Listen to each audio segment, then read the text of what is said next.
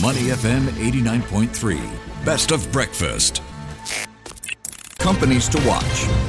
That's right. Welcome to Companies to Watch. And in the hot seat, as always, is Dan Coe. Good morning. Good morning, Emaad. I'm watching you today. What are you watching? Great to have you back with us after your long break. How was it? Long break? I had one day off, sir. Yeah, it's long enough for me. Okay. All right. Okay, but welcome to Companies to Watch. It's a question of hot or not. And for today's Stock in Focus, we've got a company that many of us grew up with, actually. Yeah. Not exactly directly, but of course its parent company.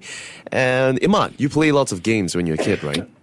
Definitely. What comes to mind when you think of Sony? CD players? Oh, okay. Walkmans? Yeah. This is back in the day. Yeah, I was thinking more like recently PlayStation, right? Yeah. Okay. Oh, you were a fan of the Walkman? Yeah, I think I did own a Walkman and a CD player at one point. Right. Well, you've named, pretty much what most people would think of when you think of Sony, PlayStation console, noise-cancelling headphones, or maybe even the Spider-Man franchise. Are you a Spider-Man fan? Huge. Really? Yeah, he's my favorite, actually. Serious? Yeah. I didn't know that. Yeah, I've always been a Spidey fan. But fun fact. Yes, here's a fun twist. Did you know that Sony also runs banks and sells life insurance? I do now. Yeah. Okay. So the same company that gave us the Walkman also manages mortgages and mutual funds. That's what some might say, the unfamiliar side of Sony, right? And now that financial arm, Sony Financial Group, has just been spun off and listed as an independent company on the Tokyo Stock Exchange. Now, the listing was so hot that demand was overwhelming the market on its debut. So, let's talk about its latest build-up, the Sony Financial Group, which was listed quite recently on the Tokyo Stock Exchange. Well, Sony Group completed the long-planned spin-off of Sony Financial Group in late September 2025, and the company listed directly on the Tokyo Stock Exchange, making it the first direct listing in Japan in over 2 decades. 2 decades? So, it made waves. I mean, the stock reference price was set at about 150 yen per share, but investor demand was so strong that shares popped up more than 37% demand. That's trading as high as 210 yen on day one. At one point, there were so many buy orders that trades couldn't even be matched at the open. So if we are looking at what its last traded price was, it closed off at about 173.8 yen. So it does seem like optimism still making waves within the space of Sony Financial Group. Now, the structure is pretty unusual as well because more than 80% of the shares are being distributed to existing Sony Group shareholders.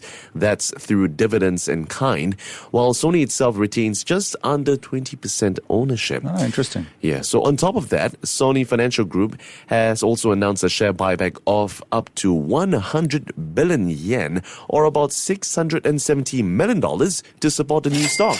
Wow, ka-ching, ka-ching, ka-ching. That's right. Cash. And yeah, it does seem like it's putting a lot of optimism and confidence into the group. So then the question is, why separate the financial business from Sony's core entertainment empire? Well, first reason, that's because of independence. Well, there is independence in fundraising, and having to run banks and insurance companies is rather capital intensive. So by spinning off, Sony Financial gains the ability to raise funds on its own balance sheet without being tied to Sony's entertainment cycle. That helps to segregate them clearly and know where their, I suppose, business venture lies. Yeah, I guess it helps investors understand their objectives, right? When you separate the balance sheets. It makes it a lot clearer. So this brings us over to our next point, strategic focus. So Sony Group can now concentrate on what's it's best known for. That's a PlayStation, production of movies, maybe make better Spider-Man movies, music, image sensors, while letting the financial arm chart its own course. So the spin-off was also enabled by Japan's 2023 tax reforms, which allowed partial spin-offs with favorable treatment. That's making Sony Financial a kind of test case for other conglomerates considering similar moves. Yeah, so it's not small potatoes. I mean, if we look at what they operate in, Sony Financial operates from the likes of life insurance, major revenue driver. They've also got Sony Bank, retail banking, and mortgages.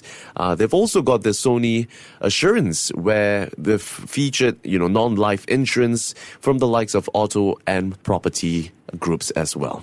So together, the group oversees trillions of yen in assets, essentially a diversified financial services player, but with the Sony brand and ecosystem behind it. I think some might say, this makes for a clearer picture, at least when investors are thinking of investing either within the financial arm or the entertainment group altogether. Yeah, I think there's an element of novelty to this, right? Because as you mentioned, it's the first direct listing in more than 2 decades, and it could be a harbinger of things to come. It could set the tone for other companies to go in the same direction. So I think that is what is kind of raising eyebrows amongst the investors. For sure. Yeah. And investors certainly cheered on the news. Analysts called it a landmark moment for Japan's markets, highlighting stronger corporate governance and, of course, the willingness to unlock real hidden value.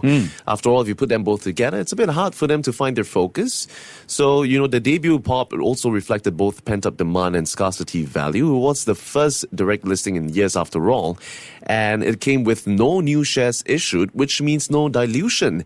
That's something to cheer on. So then beyond the initial hype, many would be wondering, how will Sony Financial perform as a standalone then? Well, here's a bull case, Emaad. First things first, we've got the brand and trust that they can build on. Now, Sony is one of Japan's most trusted consumer brands, so carrying that name into the banking and insurance arm would pose as a major asset to it. Now, Japan has a large aging population that boosts demand for the life insurance and wealth management services, which also means they are able to capitalize on such growing demand, right? Independence, which we've also mentioned before, as a standalone company, they can pursue their own capital strategies, raise debt or equity, and of course, compete more aggressively.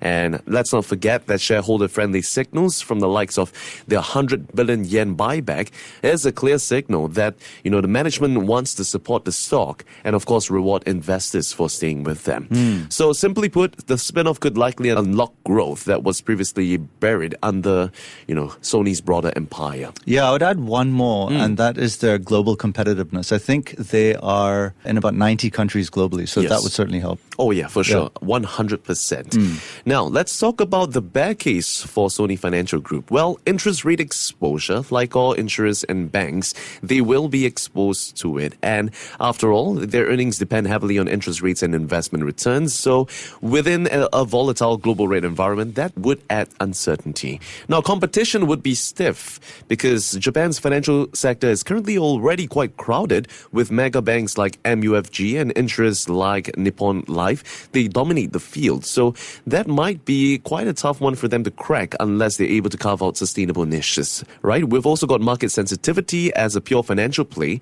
They now trade with sector cycles that also presents more volatile periods of time for them. And the execution of having to run independently also means that they no longer lean on Sony Group's balance sheet.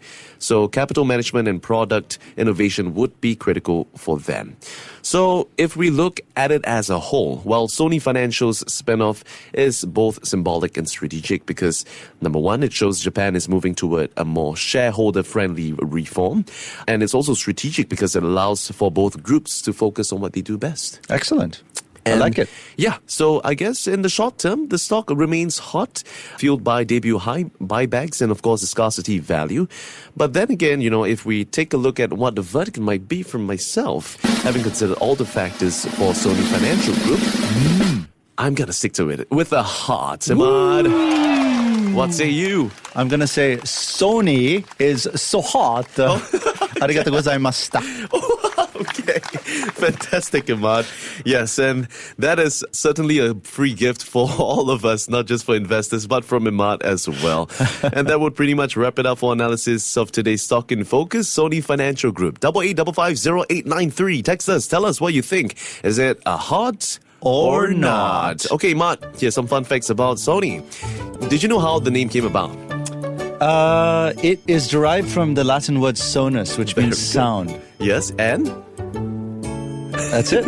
And sunny. I think it's sunny, yeah. Oh, I see. So sunny means little sun. So when you combine both of them together, Sony is supposed to represent a very small group of young people who have the energy and passion towards unlimited creations and innovative ideas. Delicioso. Yeah. Do you know what was their first product? A rice cooker. Oh, good. You know why? Yeah, Because how? we spoke about this in another segment, a separate segment. So I did my research on this one. Interesting. Yeah. Very good, Emaad. I see you've done your research. So what Asian stereotype do you hear the most? Do your homework. Do your homework? Okay, that's fair. But personally, I've got a Sony surround sound system at home. Okay. That's a good one. So what happens if Sony builds a car and it breaks down? You have to know how to handle the current. I don't know. I'm trying to think of like gaming electronic puns here. Well, you'll have to walk, man. That's a good one. And that's all we have for Sony Financial Group. Before acting on the information on Money FM, please consider if it's suitable for your own investment objectives, financial situation, and risk tolerance. To listen to more great interviews, download our podcasts at audio.sg or download the audio app. That's AWEDIO, audio at the App Store and Google Play.